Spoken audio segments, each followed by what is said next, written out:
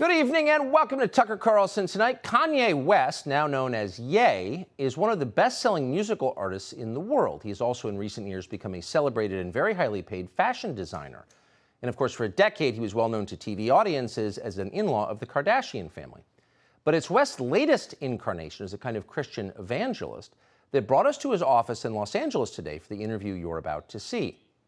Days ago, during Fashion Week in Paris, West, accompanied by his friend Candace Owens, unveiled a T-shirt that read simply, "White Lives Matter." The response from the fashion industry and international media was instantaneous and uniform. Shock, horror, rage. "There is no excuse for this," thundered the New York Times. "West is legitimizing extremism," shrieked Rolling Stone, etc., etc. What was strikingly missing from the coverage, however, was any explanation for why West did this. What was the T-shirt about? No one seemed to think to ask him, much less to listen to what he had to say. Instead, the enemies of his ideas dismissed West, as they have for years, as mentally ill. Too crazy to take seriously. Look away, ignore him. He's a mental patient. There's nothing to see here. But is West crazy? You can judge for yourself as you watch what we're about to show you. He has his own ideas, we can say that. Creative people tend to. That's why they're artists, not actuaries. His free-form social media posts give the impression of a man channeling his rawest emotions right onto Instagram. The effect can be jarring, and is often used as ammunition against him in the battle for influence over the minds of America's young people, and that battle is intense. But crazy? That was not our conclusion.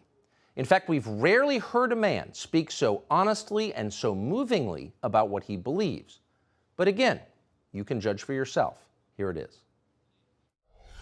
So you just came from Paris Fashion Week. You just landed, and you have a lanyard still on from it, and there's a photograph on it. What is that? It's a photograph of a baby's ultrasound. Why is that? And that you designed that? Yes. Why? What does that mean? It just represents life. I'm pro-life.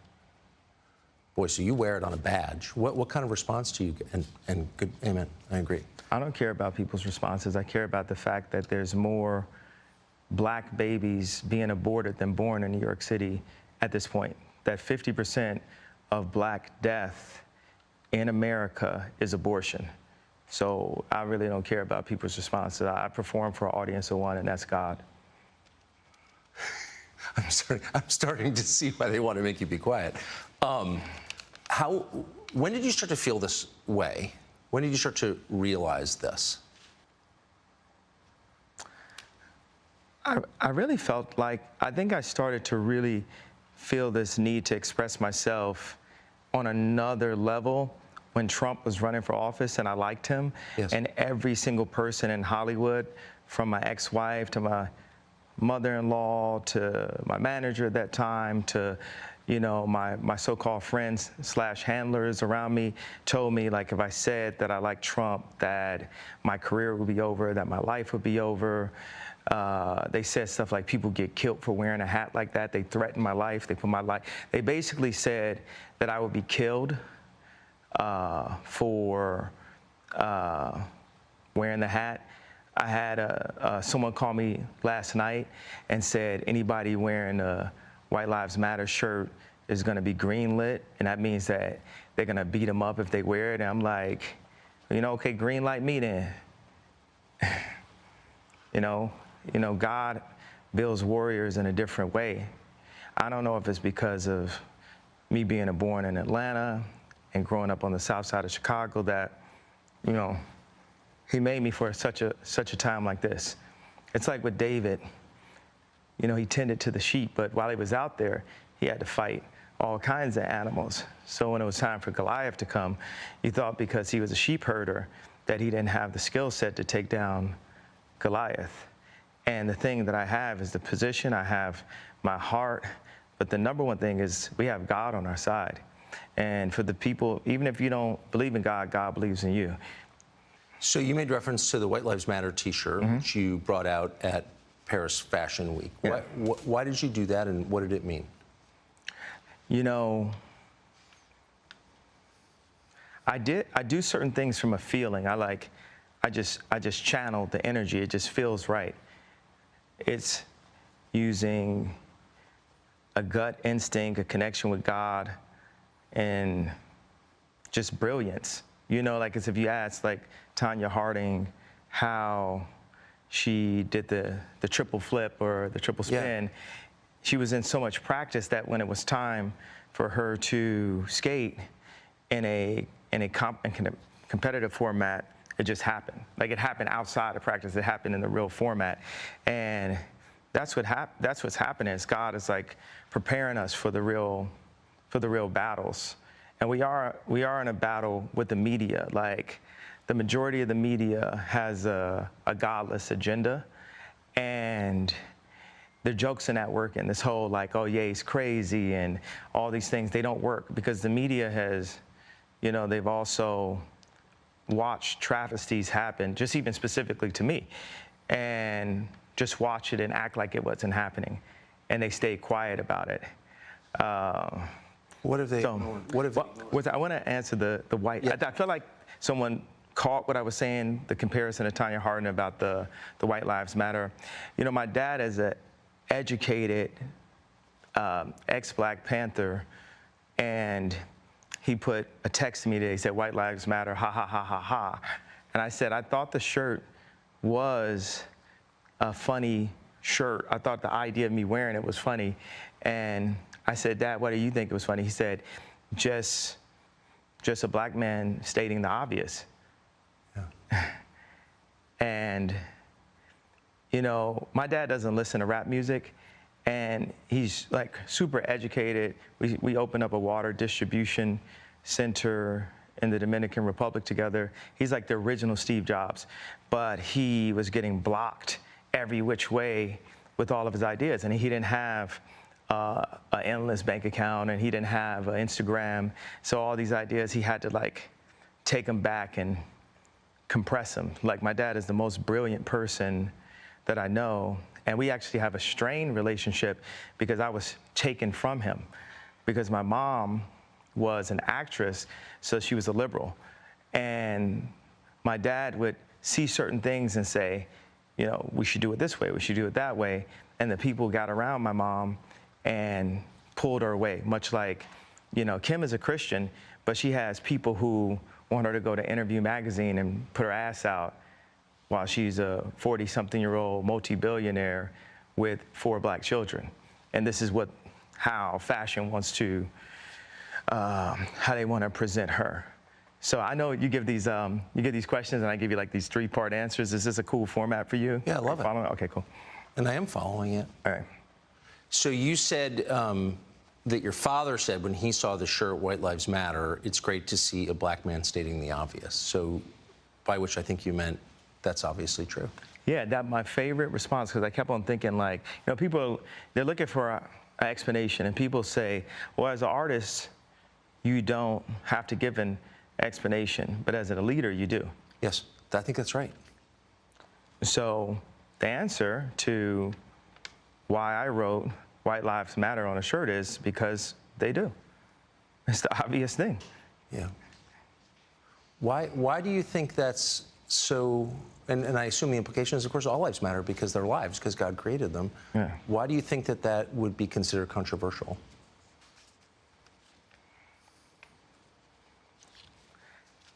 Because the same people that have stripped us of our identity and labeled us as a color have told us what it means to be Black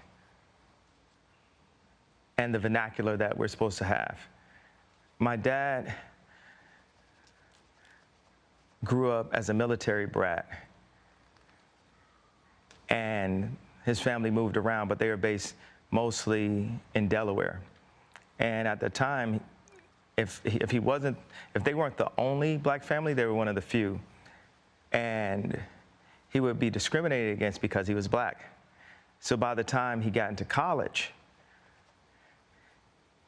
he would be discriminated against. He went to a Black college, he would be discriminated against because they said he talked too white. Yes. And then he played the kick drum in the band. So when he would go to the club and the music was playing, where would he clap his hands? Where the kick drum is. Yeah. So it's the opposite of where everyone else was clapping their hands.